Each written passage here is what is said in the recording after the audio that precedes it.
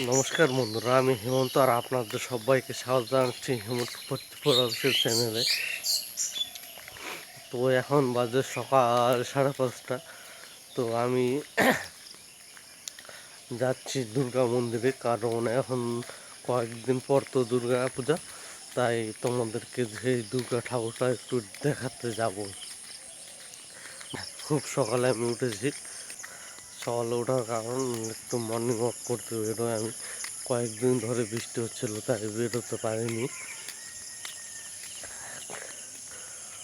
তো আজকে বেরিয়েছি সকালবেলা, আজকে বৃষ্টি নেই, তোমরা তো দেখতে পাচ্ছ।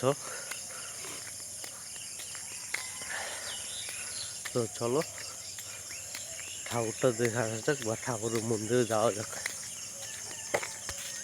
তো বন্ধুরা, আমি দুর্গা মন্দিরের পাশে চলে এসেছি।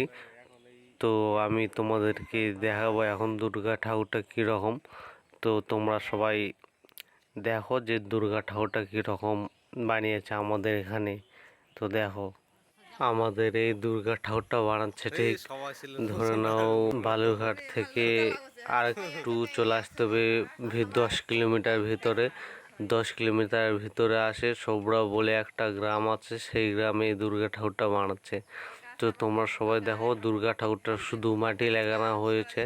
তো এবার দুর্গা ঠাকুরের সব কিছু কাজ মাটি দিয়ে হয়েছে, শাড়ি থেকে শুরু করে সিংহর গলায় যে লোমগুলো থাকে সেগুলো পর্যন্ত মাটি দিয়ে হচ্ছে। তো তোমরা দেখতে পাচ্ছ, অবশ্যই কেমন হয়েছে সেটা কমেন্ট করে অবশ্যই বলবে।